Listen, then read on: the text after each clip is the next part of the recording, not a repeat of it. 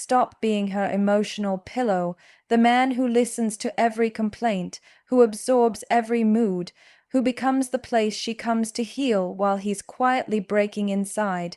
You tell yourself it's love. You tell yourself that being her comfort means being needed, but slowly you start realizing you've become the emotional sponge she squeezes dry, only to walk away lighter while you're left heavier. She unloads her pain, you absorb it, she vents her chaos, you contain it, and in return, you get nothing but distance, because in her mind, you're not the man she's drawn to. You're the man she uses to recharge before she goes back to the man she truly wants. It hurts, doesn't it, being the one who knows everything about her fears, her dreams, her scars, but never being the one she chooses, because you gave her emotional security without demanding emotional respect. You made yourself too available, too understanding, too safe, and in that safety, she lost attraction. Sadia Khan often says, when you become her therapist, you stop being her fantasy, and she's right. You can't be both her healer and her desire, because desire needs space, it needs mystery, it needs polarity. But when you become her emotional pillow, you remove all three. You let her talk about other men. You listen when she cries over someone else. You comfort her when she says, I don't know what I'd do without you.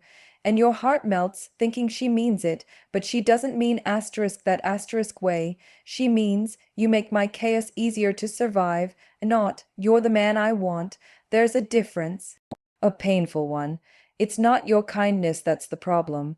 It's the direction of it. Because when kindness flows without boundaries, it stops being love, it becomes self-abandonment. You've mistaken access for intimacy. Her vulnerability for connection, her venting for closeness, but emotional dumping isn't emotional bonding. She's not letting you in, she's letting things out.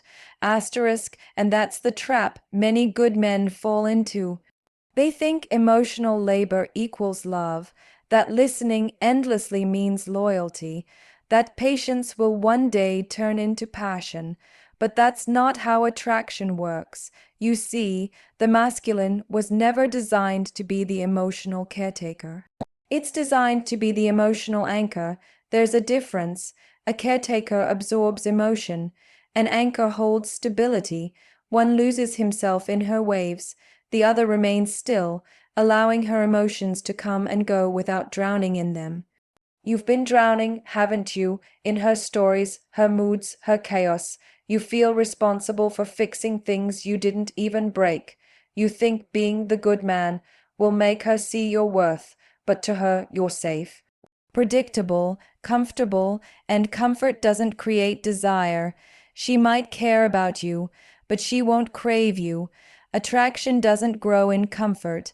It grows in polarity when a woman feels the masculine presence she can trust, not the emotional cushion she can collapse into.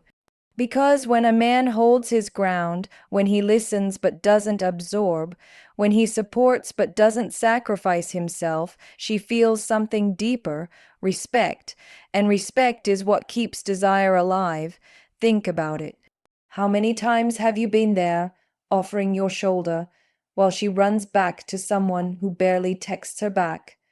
How many nights did you spend calming her anxiety, while she gave her energy to the man who caused it? You've been her refuge, not her reason, her comfort zone, not her craving, and the hardest part to accept is this: you trained her to treat you that way, by always being there, by always saying it's okay. By never setting emotional limits, you became her emotional safety net, not her priority. Here's the truth most men don't want to hear. Women don't respect men who absorb their emotions. They respect men who can hold space for them.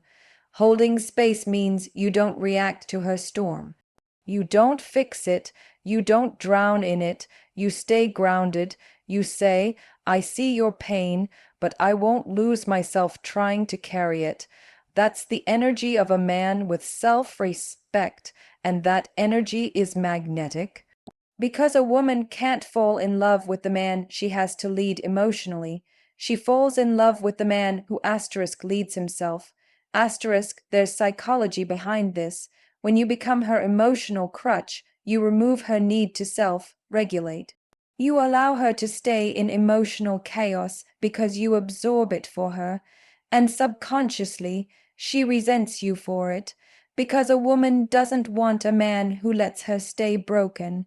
She wants a man whose presence inspires her to rise. So while you're trying to save her, you're actually weakening the dynamic. You're becoming the emotional outlet, not the emotional example. Stop being her emotional pillow. Stop cushioning her from her own consequences. Stop thinking that your softness will make her see your value. It won't. It'll only teach her that she can unload on you without giving you anything in return. And one day, when you finally ask for more, she'll say you've changed. She'll call you distant, but in reality, you just woke up. You woke up to your worth. You woke up to the truth that real love isn't found in constant giving. It's found in balance, in boundaries, in emotional leadership. You're not supposed to be her therapist. You're supposed to be her mirror, reflecting her strength back to her, not absorbing her weakness for her. When she cries, you don't have to fix it. When she vents, you don't have to agree. You listen, you hold space, you guide, then you return to your center. That's emotional mastery. Masculine energy is not about rejecting emotion. It's about directing it. It's the quiet confidence that says, I can hold your storm, but I won't lose myself in it. And when you operate from that place, everything changes. Your presence feels different. Your voice carries authority, not approval seeking. Your silence becomes grounding, not avoidance. You start being respected, not just needed. And here's the paradox: the moment you stop being her emotional pillow, you become the man she actually respects, because now your energy feels different. You're not available out of fear of losing her. You're available out of choice. You're not listening to earn love. You're listening from love for yourself first. That's what she'll feel, that shift from weakness to centeredness, from emotional servitude to emotional sovereignty. You were never meant to carry everyone's emotions. You were meant to guide them with your calm, to inspire peace, not absorb pain, and once you master that, you become the rare man women can't forget. Because you represent what most never experience, a man who can love deeply without losing his edge. So the next time she comes to you with her chaos, listen but stay grounded, empathize but don't fix. Care but don't collapse. Let her feel your calm, not your exhaustion. Let her see your presence, not your dependence. That's what creates polarity. That's what builds attraction. That's what turns comfort into connection. Stop being her emotional pillow. Be her peace. Be her mirror. Be her standard. And when you do, she'll start seeing the difference between a man she can vent to and a man she can trust. Because one absorbs her chaos. The other anchors her soul. The first one gets forgotten. The second one changes her forever. So breathe, reclaim your energy, stand tall in your silence, lead with calm power, and remember you're not here to carry her emotions. You're here to master your own.